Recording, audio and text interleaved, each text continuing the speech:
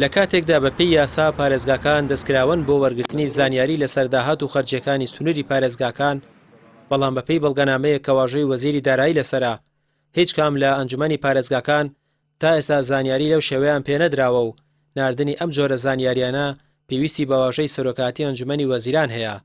لە سنووری پارێزگای سلێمانیش ئەو دەسەڵاتە لە ئەندامانی ئەنجومەنی پارێزگای سلێمانی زەوت کراوە.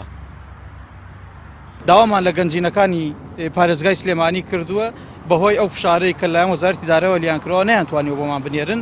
لە کۆتا خاڵدا ئێمە داوامان لە وەزارەتی دارایی کردووە بە نووسرای فەرمی ئەنجومەنی پارێزگای سلێمانی بە دوو خاڵ وەڵامی داینێتەوە. یەکێک لە خاڵەکان ئەوەتانێ کە شتێکی نامۆیە بەلای ئەوان و ئەنجومەنی پارێزگای سلێمانی داوای داهات بکە، لە نووسراوەکاندا هاتووە هەتا ئێستا هیچ کەسێک داوای داهاتی سنووری پارێزگاکەی بۆ شێوەیە لێ نەکردوون. دوو، ئەگەر بمانەوێت داهاتی سنووری پارێزگای سلێمانی وەرگرین دەبێت موافقەت و ڕەزامەندی خودی سەرۆکی ئەنجومەنی وەزیران وەربگیرێت. داهاتە گومرگیەکانی سنووری پارێزگای هەولێریش بە هەمان شێوەی پارێزگای سلێمانی لای ئەندامانی ئەنجومەنی پارێزگا ناڕوونە و هیچ داهات و خەرجیەک نەچۆتە ئەنجومەنەوە لە کاتێکدا ئەوە پێچەوانەی یاسای ئەنجومەنی پارێزگاکانە. هەر لە سەرەتاوە نهاتێت تا ئێستا، هەر لە سەرەتاوە گوێیان پێ نەدایە. یعنی بەو دواییە فشار کراوەکو لیژنەی دارایی کە ئەو بودجەیە بزانین چییە ناردیتیان حکوومەت دەینێری لە بۆ پەرلەمان ویا بۆیان تەرخان کراوە. اینجا چەند ئەوراقێک هات ئەویش پاشەوەی کە ناتوانندرێ هیچ دەستکاری بکرێ لە بەرەوەی ئەنجومەنی پارێزگا حەسریە بەپێی یاساکە دەرێ پارێزگار پرۆژە بودجە بەرز دەکاتەوە بۆ ئەنجومەنی پارێزگا. ئەنجومەنی پارێزگا دوای تاوتێ گفتوگۆکردن پەسەندی دەکات دوای ئەوەی ڕەچاوی ئەوەی کرد کە تحقیقی عەدالەت لە بینی قەزاکان بۆ بەپێی ڕێژەی دانیشتوان، اینجا بەرز دەکاتەوە بۆ وەزارەتی دارایی و حکوومەتی هەرێم. بەڵام بەداخەوە ئەوەی هەیە خۆیان ئامادەی دەکەن، خۆیان بەرزی دەکەنەوە بۆ حکوومەت و خۆیان بەرزی دەکەنەوە بۆ ئەنجومەنی وەزیران و وەزارەتی دارایی. ئەنجومەنی پارێزگا لێرەدا محەلی لە ئیعراب سفرە.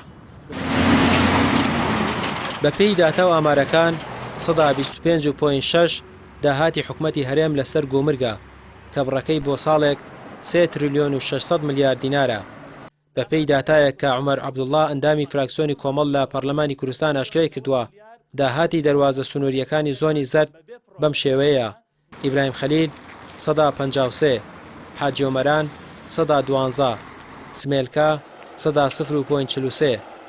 هەروەها داهاتی زۆنی سەوز بریتیەلە، مەرزی پەروێزخان 115، مەرزی باشماخ 114، مەرزی پشتا 103، مەرزی سەیرانبەن 101 و مەرزی تەوێڵا 100.32.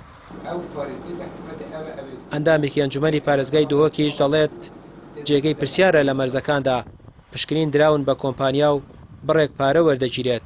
ئەوەژەوە دەگەێنێت کە کۆمپانیەکان بۆ بەرژەوەندی خۆیان کار دەکەن نەوەک حکوومەت. یعنی دیارە و پشتی ئەف بابەتێک چێکردنا و کۆمپانیا الوان خلاص شكلي جهه سرراسانه يعني جهه بسيارة راسي چونك افريقيا تا حكومتها هي بوش مثلا بونمونه دي كومبانيا كتل مثلا دي يعني مثلا او تشتي داخلي هرم كردستان بتن كومبانيا فيت مثلا بشكين بوب كتو دا بشكش في باره برگرتن بوش حكمت في كارينا كده حكمت بزارها يعني فرمانبر تنگله جو كم زان فرمان هرم كردستان گلش بيجنش يعني وكو حاجه او يبترن بوش مثلا دي كت لو ما بيجين افجه هجومان تختصر وقت بيني هندك كار إبراهيم خليل آن باش ما خان هر جهة كتير تذكر بريكا كومبانيا يعني أبجيب سريع كومبانيا بتجربوا كساهكم ما قلتنا أبو حكمته.